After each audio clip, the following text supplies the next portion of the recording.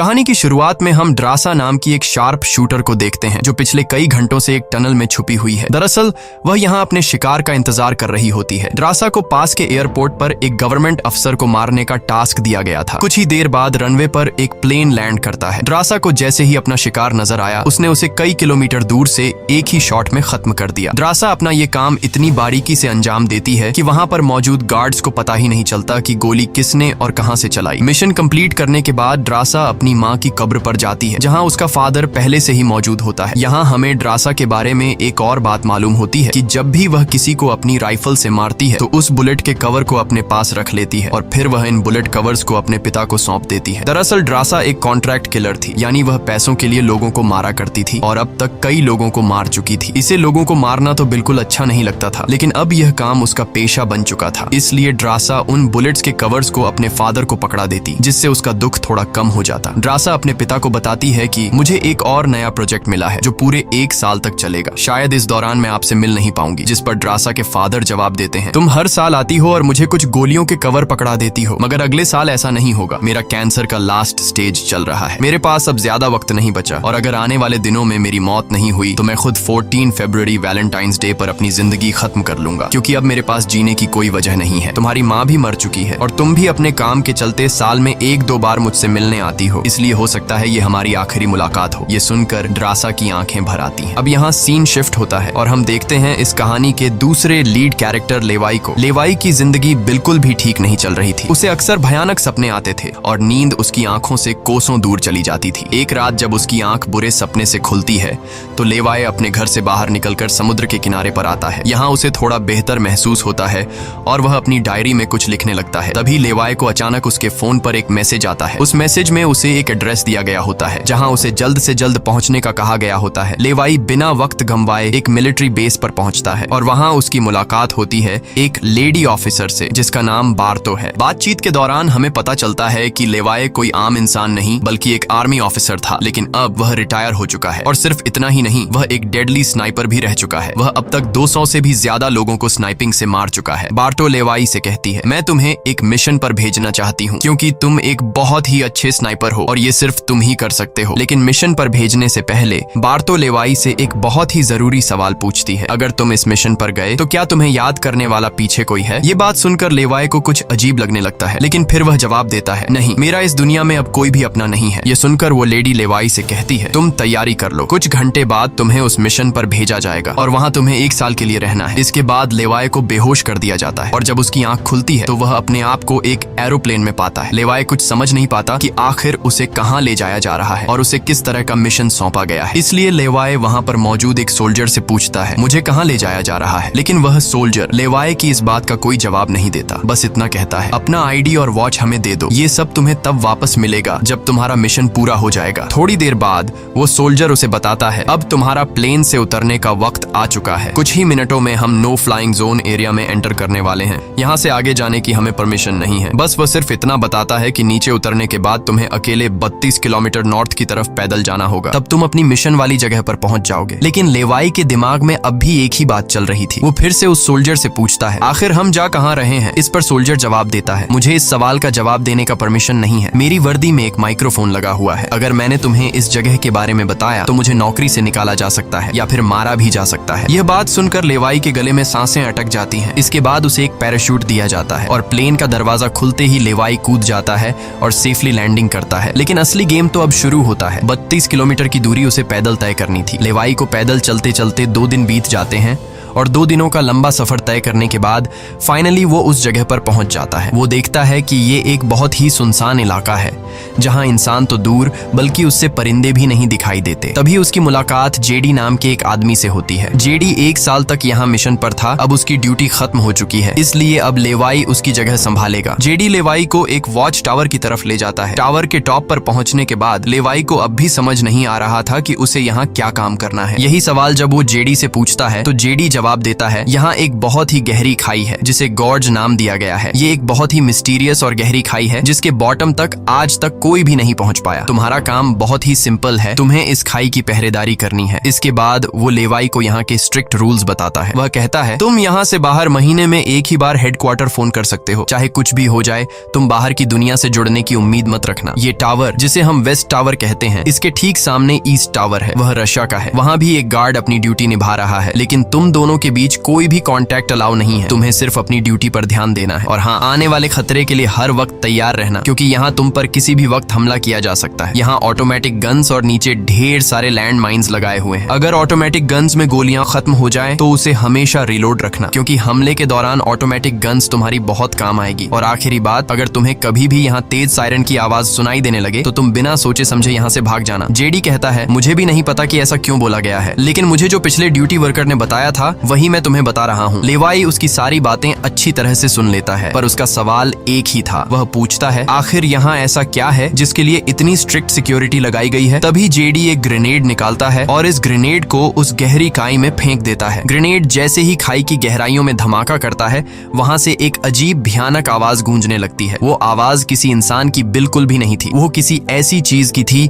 जो अंधेरे में छुपी थी। जेडी लेवाई की तरफ देखता है और कहता है, ये आवाज जो तुम सुन रहे हो, ये उन क्रीचर्स की है जिन्हें हम होलोमैन कहते हैं। ये क्रीचर्स इस घड़े के अंदर रहते हैं और तुम्हारी यहाँ पर ड्यूटी ये है कि इस घड़े के अंदर से किसी भी क्रीचर को बाहर निकलने नहीं देना है। कहा जाता है कि 1940 में यूएस आर्मी के 2400 आर्मी सोल्जर्स को इस गड्ढे के अंदर भेजा गया था, ताकि यह सोल्जर्स उस गड्ढे के अंदर मौजूद सभी क्रीचर्स को खत्म कर सकें। लेकिन आज तक उनमें से एक भी जिंदा सोल्जर वापस लौट कर नहीं आया। और अब जेडी लेवाई को पूरी इंफॉर्मेशन, हर एक चीज का बताकर घर वापस जाने की तैयारी करने लगा, क्योंकि उसने यहाँ 1 साल की ड्यूटी पूरी कर दी। अब लेवाई को यहाँ 1 साल तक ड्यूटी देनी थी। जेडी लेवाई को अलविदा कहकर यहाँ से निकल पड़ता है। वह बहुत खुश था क्योंकि 1 साल बाद वह घर जाने वाला था, लेकिन उसे पता नहीं था कि आगे उसके साथ कुछ ऐसा होने वाला है जिसके बारे में सोचने से भी डर लगता है। लोकेशन पर पहुंचने के बाद जेडी जैसे ही स्मोक करता है, तब एक हेलीकॉप्टर उसे लेने के लिए आता है। वह हेलीकॉप्टर उसके लिए रस्सी नीचे फेंकता है और जेडी इस रस्सी के जरिए ऊपर हेलीकॉप्टर में चढ़ने लगता है। हेलीकॉप्टर में बैठा एक सोल्जर पहले जेडी की आइडेंटिटी कंफर्म करता है। जेडी जब उसे अपनी पूरी इंफॉर्मेशन देता है तो हेलीकॉप्टर में बैठा वो सोल्जर पहले जेडी को शूट करता है और उसके बाद उसकी रस्सी काट कर उसे नीचे गिरा देता है। अब यहाँ एक बात तो साफ हो चुकी थी कि जो इस जगह आता है वो यहाँ से कभी लौट नहीं पाता। इसके बाद हमें अगले दिन का सीन दिखाया जाता है। लेवाई अपने काम को निभाने लगता है। सबसे पहले वो यहाँ की कुछ रिपोर्ट्स चेक करता है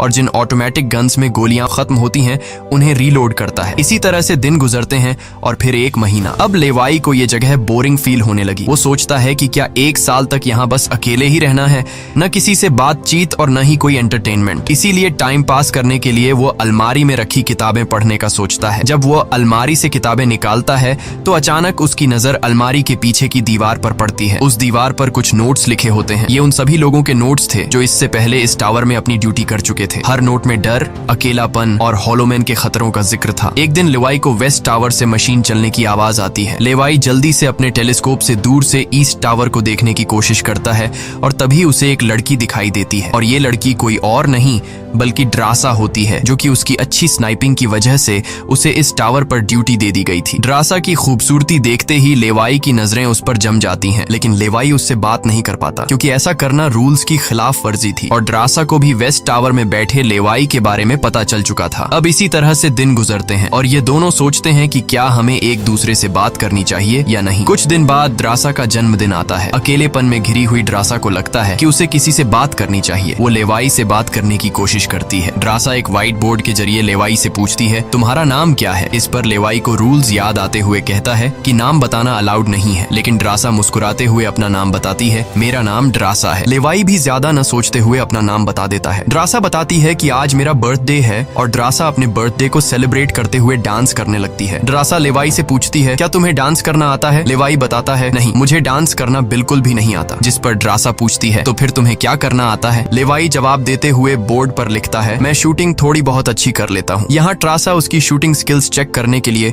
अपने टावर पर एक छोटी सी बॉटल उसके सामने रख देती है और लेवाई अपने टारगेट को निशाने पर रखते हुए एक ही गोली में उस बॉटल को फोड़ देता है। अब यहाँ ट्रासा भी पीछे रहने वाली नहीं थी। वह भी अपनी शूटिंग स्किल्स को दिखाते हुए लेवाई के टावर में रखी एक छोटी सी बॉटल को बिल्कुल परफेक्ट शूट कर लेती है, जिससे लेवाई को पता चलता है कि ट्रासा कोई आम लड़की नहीं बल्कि वह एक डेडली स्नाइपर है। धीरे धीरे दोनों की बातचीत बढ़ने लगती है। ट्रासा और लेवाई एक दूसरे को समझने लगते हैं, लेकिन तभी जब ये दोनों बातचीत में मसरूफ होते हैं, ट्रासा की नजर अचानक नीचे गड्ढे की तरफ जाती है। वो देखती है कि नीचे से कुछ भयानक क्रीचर्स यानी होलोमैन तेजी से वेस्ट टावर की तरफ चढ़ रहे हैं। वह जल्दी से लेवाई को अलर्ट करती है, नीचे देखो, तुम्हारी तरफ कुछ क्रीचर्स बढ़ रहे हैं। लेवाई जैसे ही नीचे देखता है, उसकी आंखें चौंक जाती हैं। नीचे सिर्फ एक या दो नहीं बल्कि हजारों क्रीचर्स ऊपर की ओर बढ़ रहे होते हैं। वो बिना वक्त गंवाए अपनी स्नाइपर राइफल उठाता है और एक एक करके क्रीचर्स को शूट करने लगता है, लेकिन क्रीचर्स की तादाद इतनी ज्यादा होती है कि लेवाई उन्हें अकेले संभाल नहीं पाता। इसलिए ट्रासा भी अपनी मशीन गन से गोलियां बरसाने लगती है। अब वेस्ट टावर यानी ट्रासा की तरफ भी क्रीचर्स बढ़ने लगे। ये दोनों अपनी अपनी साइड से इन क्रीचर्स को मारने लगते हैं, लेकिन तभी लेवाई देखता है कि एक क्रीचर ऊपर ट्रासा के टावर तक पहुंच चुका है और वह क्रीचर जैसे ही ट्रासा पर हमला करने वाला होता है तो लेवाई ईस्ट टावर से अपनी जबरदस्त स्नाइपिंग स्किल्स का इस्तेमाल करते हुए उस क्रीचर को मार गिराता है। अब लेवाई और ट्रासा दोनों को एहसास हो जाता है कि इस खतरनाक जगह में अगर जिंदा रहना है तो उन्हें मिलकर लड़ना होगा। सब कुछ संभालने के बाद ट्रासा बताती है, ये मेरी लाइफ का सबसे बेस्ट बर्थडे था। अगली सुबह लेवाई नीचे लगी लैंड माइंस को ठीक करता है और ऑटोमेटिक गन को रीलोड करता है। तभी अचानक खाई के अंदर से एक ड्रोन निकलता है। वो ड्रोन कुछ सेकंड्स तक लेवाई की तरफ देखता है। ड्रोन अजीब तरीके से स्कैन करता है। ये देखकर लेवाई हैरान रह जाता है और उसे कुछ समझ नहीं आता कि ये ड्रोन क्यों और किसके लिए भेजा गया था। इस तरह से दिन गुजरते हैं और फिर महीने। इन दोनों की आपस में दोस्ती होने के बाद अब उनके दिन अच्छे गुजर रहे थे और अब उन्हें अकेलापन बिल्कुल भी महसूस नहीं होता था। पर एक दिन ट्रासा बहुत ज्यादा सैड होती है क्योंकि आज 14 फेब था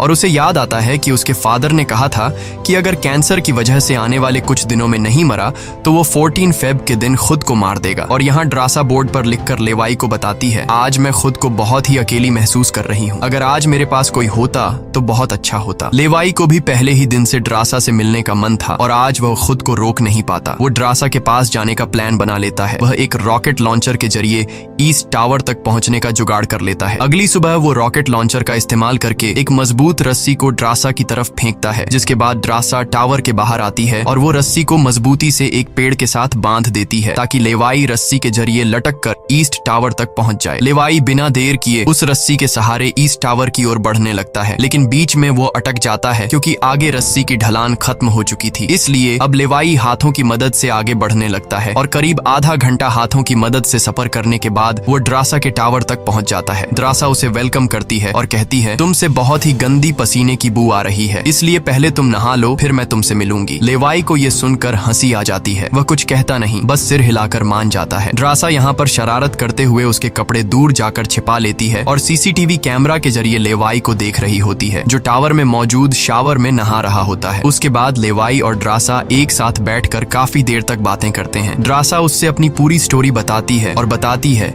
कि अब इस दुनिया में मेरा कोई नहीं रहा, सिर्फ मेरे फादर जिंदा बचे थे, पर कल के दिन उसने भी खुद को मार दिया होगा। यहाँ लेवाई भी ट्रासा को रात में आने वाले भयानक सपने और अपने उन दिनों के किस्से सुनाता है जब वो यूएस आर्मी में था। इस तरह से बातें करते करते रात हो जाती है। ट्रासा यहाँ एक सॉफ्ट म्यूजिक लगा लेती है। ये दोनों म्यूजिक की धुन पर डांस करने लगते हैं। इसी डांस के दौरान वो एक दूसरे के करीब आने लगते हैं और उनके बीच रोमांस होने लगता है। कुछ देर बाद लेवाई ट्रासा की तरफ देखकर एक मुस्कान के साथ कहता है, मैंने तुम्हारे लिए एक शायरी लिखी है, जब हम यहाँ से निकलेंगे तभी मैं तुम्हें वो शायरी दूंगा। अगले दिन लेवाई को वापस अपने वेस्ट टावर लौटना था। वह ट्रासा को अलविदा कहता है और रस्सी के सहारे वेस्ट टावर की तरफ चलना शुरू कर देता है। ट्रासा भी उसे जाते हुए देखती रहती है, लेकिन तभी हम देखते हैं कि कुछ क्रीचर्स ऊपर टावर की तरफ बढ़ रहे हैं, जिनमें से एक क्रीचर वहां लगे लैंड माइन से टकरा जाता है और एक जोरदार धमाका होता है। लैंड माइन के फटने से जो उसके लोहे के पार्ट्स हवा में उड़ जाते हैं, उनमें से एक पार्ट रस्सी से टकरा जाता है, जिससे रस्सी टूट जाती है और वह तेजी से उस खाई में गिर जाता है। है। लेवाई को गिरते देखकर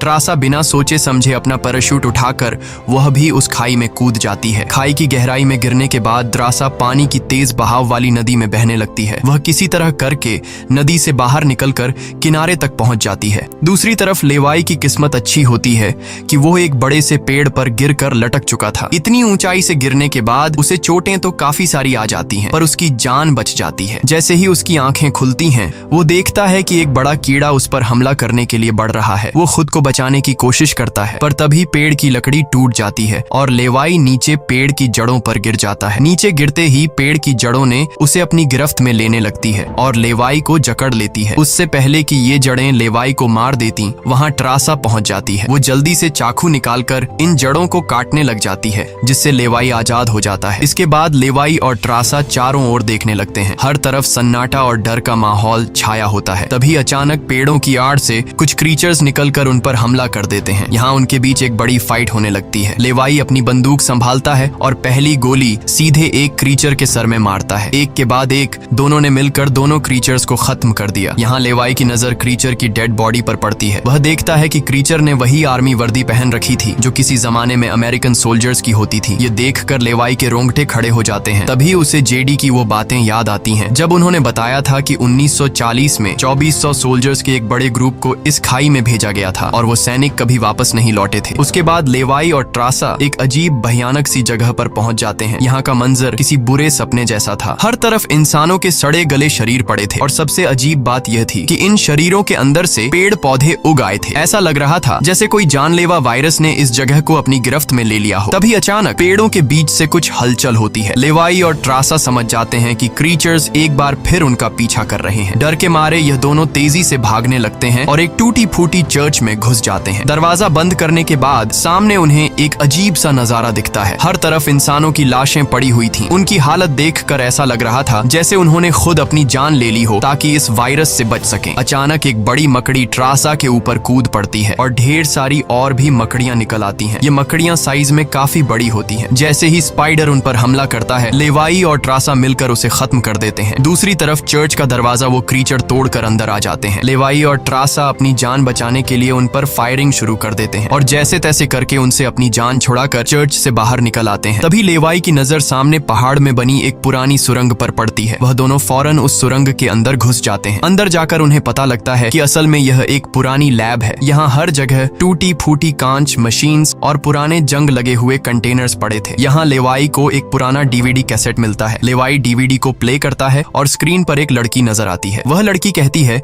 कि हम लोग यहाँ एक सीक्रेट केमिकल मिसाइल प्रोजेक्ट पर काम कर रहे थे। हमारे साथ सैकड़ों साइंटिस्ट थे, पर एक दिन यहाँ भूकंप आया। भूकंप के तेज झटके से मिसाइल की केमिकल लीक हो गई। जहरीला केमिकल हवा में मिलने लगा। कुछ ही घंटों में लोग वायरस से इन्फेक्ट होने लगे। वह लड़की अपना पेट दिखाते हुए बताती है कि मैं भी इन्फेक्टेड हूँ। हालांकि हमने मिलिट्री को सब कुछ बताया। हमने उनसे कहा कि इस पूरे इलाके को बॉम्बिंग करके तबाह कर दिया जाए ताकि इन्फेक्शन और फैल न सके, लेकिन उन्होंने हमारी बात नहीं सुनी। इस वीडियो को देखने के बाद लेवाई को वहाँ एक नए जमाने का कंप्यूटर मिलता है। लेवाई को समझ नहीं आता कि इस जगह में आज के दौर का कंप्यूटर कैसे रखा गया है। लेवाई उसे ऑन करता है और उसमें मौजूद जानकारी को देखकर एकदम सुन रह जाता है। उसे डार्क लेक नाम की एक कंपनी के बारे में पता चलता है जो पैरामिलिट्री बनाने का काम करती है। ये कंपनी यहाँ से इन्फेक्टेड लोगों के सैंपल्स इकट्ठा करके अपने कंट्री के सोल्जर्स को सुपर सोल्जर्स में कन्वर्ट करने के लिए उन पर एक्सपेरिमेंट करती है। यही वजह है कि कोई भी देश इस जगह को मिटाना नहीं चाहता। इसके अलावा लेवाई को यह भी पता चलता है कि यह जो खाई है, यहाँ पर एक बहुत ही बड़ा मिसाइल है जिसकी एक्टिवेशन पर जब वो फटेगा तो 4.2 किलोमीटर की लंबाई में सब कुछ मिटा देगा। लेवाई और ट्रासा ये सारा राज समझ जाते हैं। उन्हें पता चल जाता है कि जिस लेडी बार्तो ने उन्हें यहाँ भेजा था वही इस जगह की ओनर है और वो इस जगह का गलत इस्तेमाल कर रही है। और इस जगह को सीक्रेट रखने के लिए लेडी बार्तो हमेशा ऐसे इंसान को